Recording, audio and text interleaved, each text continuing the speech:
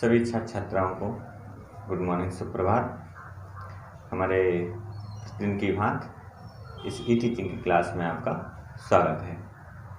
जैसा कि हमारे हाई स्कूल की सभी छात्र छात्राएँ निर्देशांक ज्यामिति का जो चैप्टर था शुरू कर चुके थे और इसी का हम लोग लगातार अध्ययन भी कर रहे हैं। और इससे पहले जो क्लास ली थी उस क्लास में आपने एक्सरसाइज 7.2 निर्देशांक ज्यामिति की पहली एक्सरसाइज और जो दूसरी एक्सरसाइज थी उसके कुछ प्रश्न हमने हल करे थे।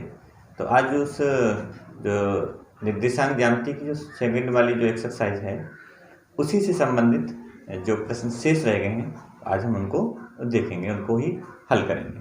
तो प्रश्नों को आप लोग बुक से पढ़ते जाएंगे और उन प्रश्नों को कैसे हल करेंगे ये आपको समझना है। तो इससे पहले जो हमने एक्सरसाइज 7.2 करी थी उसमें से क्वेश्चन नंबर 6 तक आपके हो गए थे। आज क्वेश्चन नंबर 7 का देखिए क्या है। क्वेश्चन नंबर 7 में कहा है कि बिंदु A के निर्देशांक ज्ञात कीजिए जहां AB एक वृत्त का व्यास है। तो क्या करना है, हमें वृत्त बना देना है और AB हमने दिखा दिया वृत्त का व्यास। व्यास क्या होता है, वह रेखा जो वृत्त के केंद्र से होकर जाती है। हमको A के निर्देशांक निकालना है। हमने मान लिया A के निर्देशांक x1, y1 है, जबकि ये कह रखा है क्वेश्चन में केंद्र कितना है इस वृत्त का 2, -3 और जो B बिंदु है इसके निर्देशांक 1, 4 है। अब आप समझ लीजिए सरल ही प्रश्न है। वृत्त का व्यास वह रेखा होता है जो वृत्त के केंद्र से होकर जाता है और वृत्त का केंद्र क्या होता है, जो व्यास का मध्य बिंदु होता है वही क्या होता है, वृत्त का केंद्र होता है। लेकिन चूंकि AB वृत्त का व्यास है इसलिए O वृत्त का केंद्र AB का मध्य बिंदु है। क्या है, AB का AB जो व्यास अगर होगा तो ये O क्या रहेगा, इसका इस व्यास का मध्य बिंदु ही इसका केंद्र कहलाएगा। तो इसे लिखेंगे बिंदु O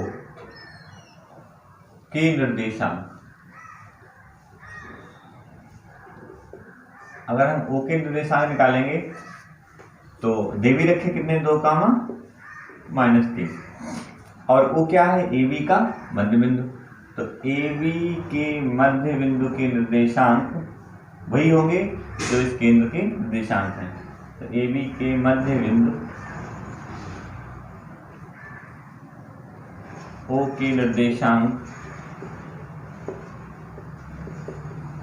भी वही होंगे जो इस वृत्त के केंद्र के निर्देशांक हैं। अब AB के मध्य बिंदु का फॉर्मूला लगा दीजिए आप। इसको x1 y1 माना हमने, तो x2 y2 हमको पहले से ही दे रखा है। अब लगा दीजिए formula x1 + x2 / 2 y1 + y2 / 2 और 2, -3। x1 हमारे पास x1 ही है और जबकि x2 कितना है, 1। ठीक, ऐसे y1 देखिए तो y1 है लेकिन y2 कितना दे रखा है, 4/2। अब क्या करना है, इनके भुज और कोटि की तुलना कर लीजिए। तो भुज तथा कोटि की तुलना,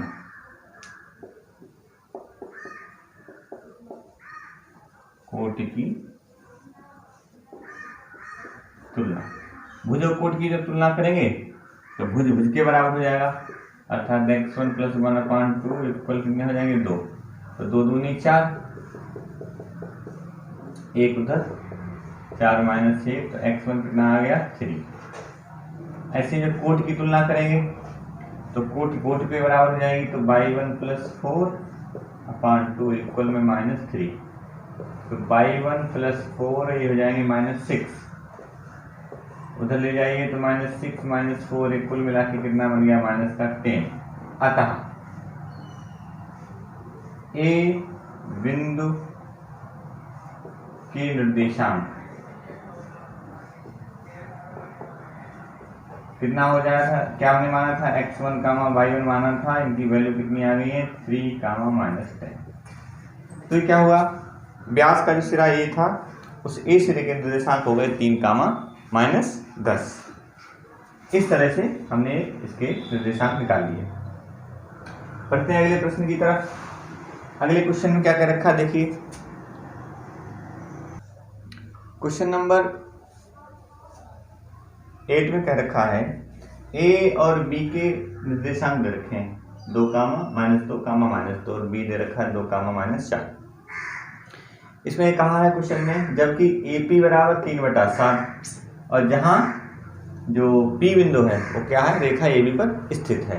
अब आप समझ लीजिए, अगर ए पी 3/7 है तो पी भी कितना होगा अर्थात पूरा अगर 7 है तो ये तो है 3 और ये कितना रह गया शेष 4। तो कुल मिला के हम कह सकते हैं ये m1 है, ये क्या है m2 है। बिंदु P के निर्देशांक हमको ज्ञात करने हैं तो आसानी से निकाल लेंगे P के निर्देशांक।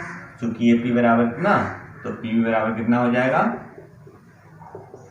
4/7। तो लिखेंगे बिंदु P के निर्देशांक, बिंदु P के निर्देशांक फार्मूला हमारा वही लग जाएगा m1 x2 plus m2 x1 m1 plus m2 m1/2 plus m2 y1 m1 plus m2 a x1 y1 x2 y2 सभी मान रख लीजिए और इसको हल कर लीजिए। जैसे 3 और x2 का मान है 2, 4 x1 का मान है -2, 3 + 4। ऐसे m1 हमारा 3/2 का मान है -4 और m2 का मान है 4, y1 का मान -2। नीचे हो जाएगा 3 + 4। इनको हल करेंगे तो ये 6 - 8 बटे में 7, 4 × 12 -8 और ये होगा 7। घटा लेंगे -2/7 आ जाएगा, यहाँ इसको जुड़ जाएंगे, कितने हो जाएंगे -20/7। तो बिंदु P के निर्देशांक आ गए -2/7 कामा -20/7। ध्यान क्या रखना है, ए पी था 3/7, इसका मतलब पी भी कितना हुआ 4/7। तो ये बिंदु हमारा अनुपात हो गया 3 और 4 का। तो इसे अंतः विभाजन का हमने फार्मूला लगाया और हमारे बिंदु पी के निर्देशांक आसानी से निकल गए। क्वेश्चन नंबर 9, इसको देखते हैं क्या है क्वेश्चन नंबर 9 में। क्वेश्चन नंबर 9 है जो इसमें कह रखा है 9 में कि ए बी एक रेखाखंड है। इस रेखाखंड को कुछ बिंदु हैं पी क्यू आर, इस रेखाखंड को 4 बराबर भागों में बांटते हैं। पी क्यू आर बिंदु दे रखे हैं 1 2 3 4, 4 भागों में बांट दिया इन बिंदुओं ने। तो इन चारों बिंदुओं की क्या निकालना है, हमको निर्देशांक निकालना है। तो बहुत ही सरल तरीका इसका निकालने का, देखिए हमारे पूरे रेखाखंड को 4 भागों में बांटा गया है। अगर हम पी बिंदु की बात करें तो इधर कौन सा भाग हुआ, 1 भाग होगा। तो m1 कितना हो गया 1। अगर हम पी बिंदु निकालना चाहते हैं तो m1 आ गया 1। जबकि P बिंदु के इधर देखिए कितने हिस्से हैं, कितने खंड हैं, 1 2 3 और ये तीनों खंड बराबर हैं। तो इसका मतलब m2 हमारे पास आ गया 3। तो ये रेशियो हो गया इनका। हम बिंदु P के निर्देशांक निकालेंगे। बिंदु P के निर्देशांक फार्मूला आपका वही रहेगा m1 x2 m2 x1 बटे m1 + m2, m1/2 + m2 y1 बटे m1 + m2, x1 y1, ये हो गया x2 y2। सभी मान रख लेंगे इसमें। तो m1 देखिए 1 दे रखा है, x2 हमारे पास कितना है 2, m2 3 है, x1 कितना है 2। नहीं, x1 कितना है -2,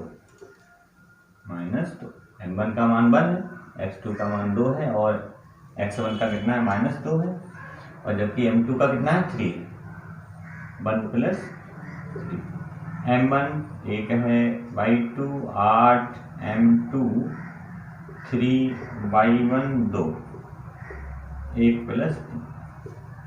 इसको हल करेंगे तो ये 2 हुए -6/4 आ गए, 8 + 6/4।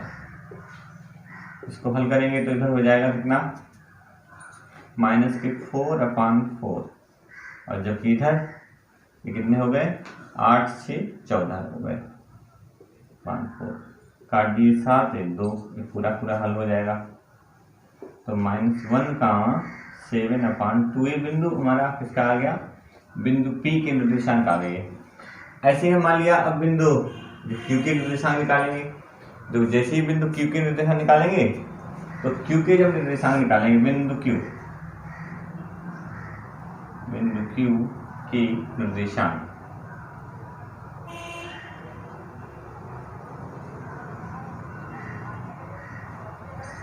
अब बिंदु हम Q के निर्देशांक ले रहे हैं तो देखिए Q बिंदु जो है 2 हिस्से इधर है और 2 इधर है, इसका मतलब AB का मध्य बिंदु हो गया, AB का मध्य बिंदु। तो मध्य बिंदु वाला फॉर्मूला लगा सकते हैं हम, x1 + x2/2, y1 + y2/2। तो अगर हम x1 हमारी यही, y1 यही, x2 यही रहेंगे आपके, तो कुल मिला के -2 + 2/2 हो गए इधर, और +2 + 8/2। इसको आगे हल कर लेंगे, तो आगे हल करेंगे तो ये हो जाएंगे 0, तो 0/0 0 हो जाएगा, और ये कितने हो 10/2 मतलब 5। तो बिंदु Q के निर्देशांक कितने आए, 0,5 आ गए, ये बिंदु Q के निर्देशांक निकल गए। ऐसे ही अगर हम बिंदु R के निकालते हैं, बिंदु R के निर्देशांक, ध्यान देने की क्या बात है, अगर हम एक R के निर्देशांक निकाल रहे हैं तो QB का मध्य बिंदु R है, QB का मध्य बिंदु है, देखो तो इसका मतलब QB का मध्य बिंदु निकाल लो आप, तो QB का मध्य बिंदु निकालेंगे तो मध्य बिंदु का x1 + x2/2, y1 + y2/2। तो QB, इसका मतलब हमारे पास Q बिंदु कितना है और B बिंदु कितना है, Q हमने निकाला कितना 0,5, और B आपका पहले दे रखा है 2,8, तो यही x1 y1 हो जाएंगे, यही आपके x2 y2 हो जाएंगे। मान रख लेंगे तो 0 + 2/2, 5 + 8/2, तो 2/2 एक बिंदु बन जाएगा, और ये हो जाएगा 8 5 13/2, 1,13/2। ये बिंदु कौन सा हमारा आ गया, बिंदु R के निर्देशांक आ गए, जो कि QB का क्या है, मध्य बिंदु है। तो इसी तरह से क्वेश्चन नंबर 10 इस पर बढ़ते हैं। तो क्या है क्वेश्चन नंबर 10, समचतुर्भुज के क्षेत्रफल में क्या होता है, इसमें क्या रखा है क्वेश्चन में कि समचतुर्भुज दे रखा है, उसके चारों शीर्षों के निर्देशांक दे रखे हैं। तो इसका क्षेत्रफल निकालने के लिए सबसे आसान तरीका क्या है, हम जानते हैं कि समचतुर्भुज का जो क्षेत्रफल होता है उसके विकर्णों के गुणनफल का कितना होता है, आधा। इस फार्मूला हम लोगों ने 9th में भी पढ़ा था। तो क्या करेंगे, इसके विकर्ण निकाल लेंगे, और विकर्ण निकालने के लिए हमको विकर्णों की लंबाई चाहिए। तो लंबाई का मतलब दूरी, अर्थात दो बिंदुओं के बीच की दूरी का सूत्र लगा के पहले दोनों विकर्णों की लंबाई निकालेंगे और फिर उनके गुणनफल का आधा करेंगे, वही क्या बन जाएगा, इस समचतुर्भुज का क्षेत्रफल। तो चूंकि ABCD क्या है, एक समचतुर्भुज है, क्योंकि ABCD एक समचतुर्भुज है, ठीक, इसलिए AB निकालो भुजा, पहले भुजा निकालने की आवश्यकता ही नहीं, हमको तो विकर्ण चाहिए। तो AC बराबर, तो दो बिंदुओं के बीच की दूरी का सूत्र लगा दो, x1 - x2 का होल स्क्वायर, y1 - y2 का होल स्क्वायर। तो अगर इसको x1 y1 मान लेंगे तो ये हमारा x2/2 बन जाएगा, विकर्ण है दोनों। तो सबसे पहले x1 हमारे पास 3 माइनस का 1 तो प्लस का 1 हो जाएगा, y1 है 0, y2 है 4, तो कुल मिला के 4 हो जाएंगे, 4 का वर्ग 16 बनेगा, ये भी कितना हो जाएगा 16 हो जाएगा। 16 16 कितने हो गए 32 हो गए, 16 16 32 या 16 दूनी 32 ऐसे लिख दो इसको। 16 का वर्गमूल हो जाएगा 4 √2, ये इतने मात्रक क्या आ गया, इसका एक विकर्ण आ गया। ठीक, निकल गया। अब इसका दूसरा विकर्ण हमको निकालना, दूसरा विकर्ण क्या है BD बराबर, फॉर्मूला हमारा वही रहेगा x1 - x2 का। अब इसको हम x1 y1 मान लेंगे और इस वाले बिंदु को हमने x2 y2 मान लेंगे। तो 4 माइनस का 2, तो माइनस का 2 प्लस का 2 हो जाएगा। 5 माइनस का 1 तो प्लस का 1 हो जाएगा। ये 6 हो जाएंगे, 6 छंग 36 और ये भी 6 हो गए, तो 6 छंग 36, तो 36 दूनी कितने होते हैं 72, तो इसको ऐसे लिख दो 36 गुणा 2 और 36 का वर्गमूल कितना हो जाएगा 6√2 मात्र। लेकिन हमें क्या चाहिए, हमको चाहिए इस समचतुर्भुज का क्षेत्रफल। तो समचतुर्भुज का क्षेत्रफल क्या होता है 1/2 विकर्णों का गुणनफल। तो समचतुर्भुज